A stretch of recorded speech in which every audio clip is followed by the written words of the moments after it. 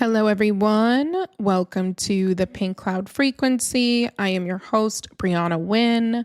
Before we get started, I just want to say thank you so much for listening to this podcast. I would appreciate it if once you're done listening to this episode, you go ahead and leave a 5-star written review. And if for some reason you don't want to write one, a 5-star rating on Apple or Spotify would be just as well and so much appreciated. So today we're going to discuss how alcohol doesn't just cost women their health or their time. It drains women's financial resources and future opportunities. The spending on alcohol compounds far beyond the bottle itself. And that can be your grocery receipts, wine subscriptions, girls' night out, Uber rides, takeout, impulse purchases, replacing lost productivity. It translates in so many different ways. And we're living in a culture where treating yourself is heavily emphasized. And alcohol companies, of course, they know that. And alcohol companies increasingly market directly toward women because they try to tout it as empowerment messaging, right? It's framed as a reward for women's day-to-day activities. It's promoting self-care and self-focus. And we live by the idea that alcohol replenishes our lives and supports our role as caregivers. And our children see this too. How many times have we seen on social media, or who knows, maybe even your own child, how many times have we seen a picture of a child drawing their caregiver with a glass of wine? My son one year, a couple years ago actually, one of the gifts he bought me for my birthday was like a variety pack of, they were little powder sachets, little flavored packets. And it was really so cute. And of course, well-intended, it's like, okay, I drink alcohol and this was a nice way to flavor up those effects. And he didn't mean anything by it. He's buying me what he thinks I should have, what I would want, what I'm going to enjoy. But I'm drinking to a point where that seems like a reasonable gift, right? A practical gift. And it's not just my son. It's not, of course, we give gifts to people all the time, bottles of champagne, expensive bottles of wine. Again, this is just our culture. We go on vacations. We come back with bottle openers, right? With keychains that open bottles, with all of this alcohol paraphernalia. That's just what we do, and we don't see anything wrong with it. So we are so wrapped up in this culture, but now there's more of an emphasis on the wine mom culture. The portrayal of mothers who are stressed and overworked or maybe even isolated, and they turn to wine as a coping mechanism. It's wine o'clock. The most expensive part of motherhood is the wine you have to drink. You see videos of moms on social media pouring out wine and dancing, listening to music now that their children are in bed. I saw a post that said, I can't wait to drink with my kids instead of because of my kids. And I mean, honestly, at what point did it become okay to vilify children that we wanted to birth simply for existing and learning how to navigate their life? Why are we so comfortable with that narrative that we blame kids for our own harmful behaviors? Is it just easier to justify those bad habits? Or do we really actually think that kids are responsible for our own internal chaos? When we all know as mothers, kids are the reason that we feel so fulfilled in life. Having children and the ability to have children is natural and beautiful, and it's a literal gift. So why do we do that and then turn around and essentially shit all over it? We're mothers, so, we can drink, we have to drink, we need a drink, it's our kids' fault. It's become this recurring theme in social media and on the merchandise that we buy. Napkins, coasters, clothes, decorations, ornaments, glasses, bags, holders for every possible location. It's self-care. You can't get in the shower without a little wine glass holder that you have to hold your wine up for the 20 minutes that you're in the shower, because you can't step away from that drink for that period of time to engage in actually a routine form of self-care. It's touted as stress relief. And no, it's obviously not just the alcohol companies who view women as a growth market and frame drinking this way as self-care or empowerment or equality. It's the retail companies too. It's the food and beverage industry that encourage you to come for Mother's Day and there's going to be a big wine special. Alcohol marketing exposure normalizes these narratives and the attitudes and behaviors that we possess. It influences those pro-alcohol attitudes. And what does that do? It increases alcohol usage among women because we bought into it or we buy into it.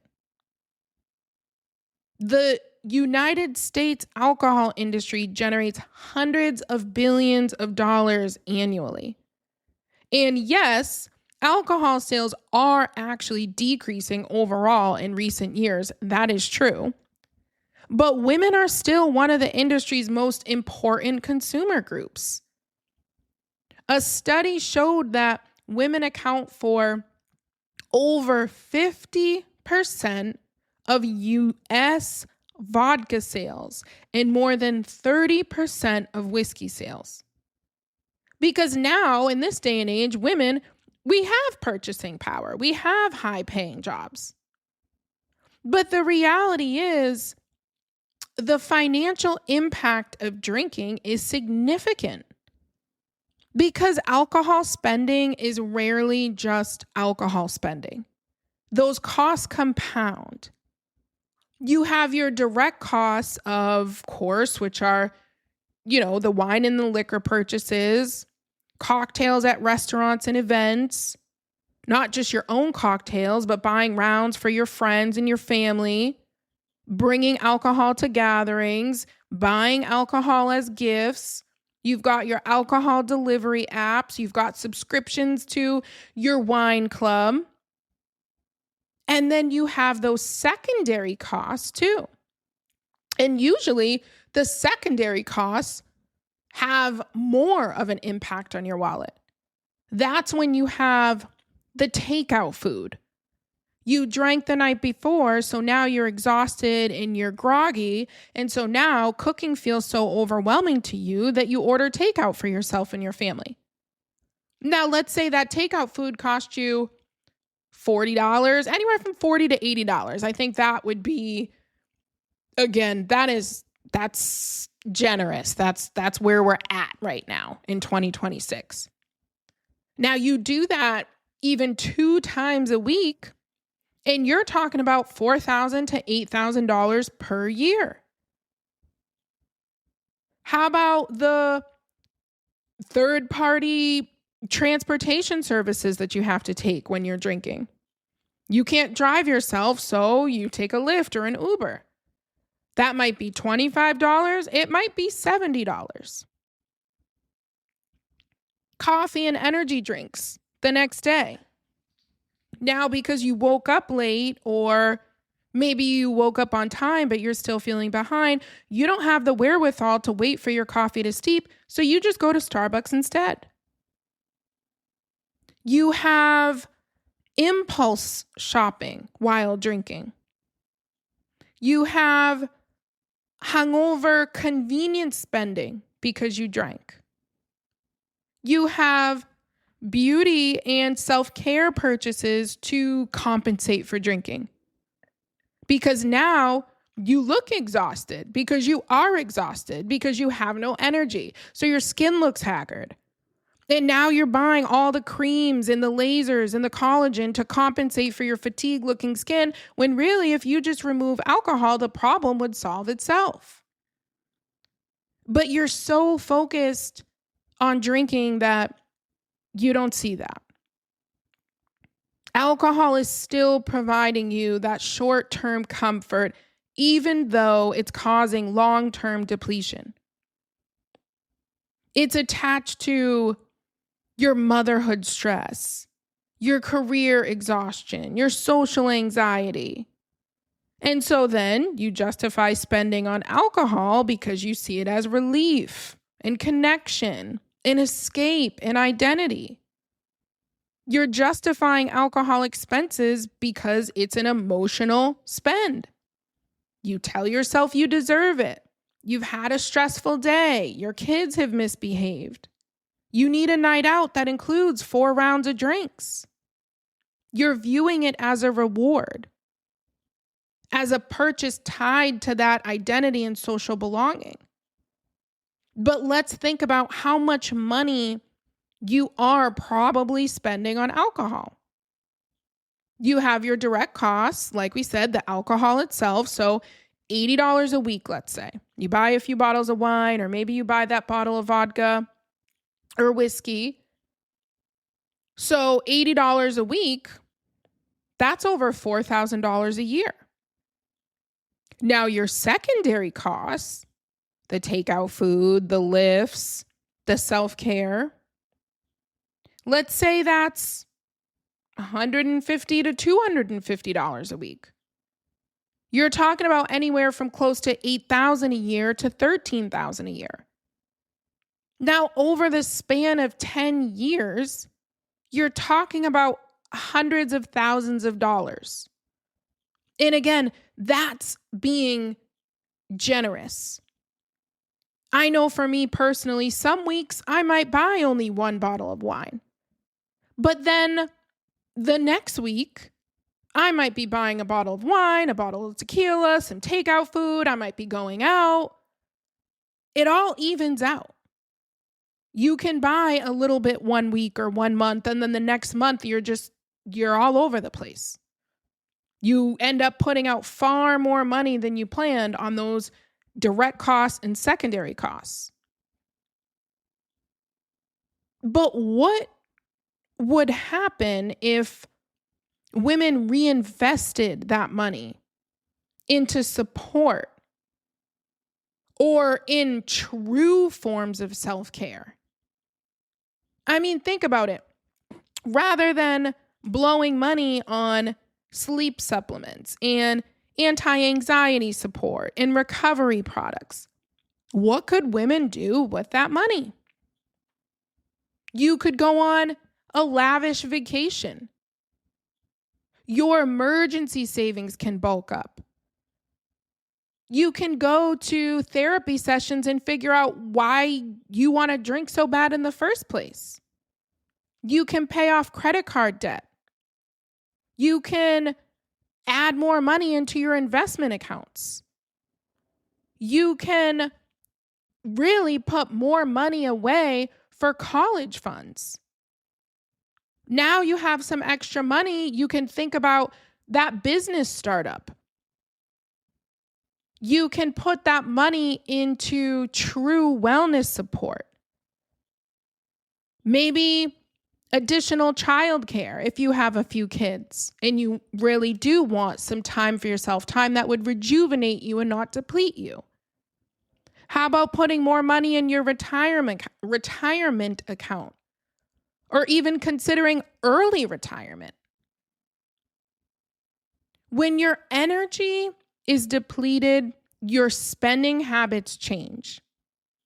You stop making those purchases out of impulse and convenience and recovery, and you start making more intentional decisions with your money. And the thing with alcohol, again, it's never just that one big dramatic expense or that one big dramatic moment.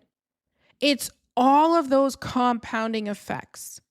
It's all of those hundreds of tiny purchases that add up and keep adding up because you're spending emotionally, because you're outsourcing, because you feel impulsive, because you need to recover, because you need to do what's more convenient. And women are absorbing those costs while also being fully aware of the impact on our households. So I encourage you to ask yourself, what is alcohol truly costing you financially? What could you build with that money instead? Because alcohol isn't just taking money from your wallet.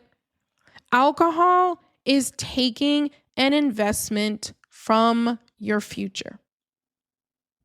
So thank you so much for joining me today. I will talk to you guys next Wednesday.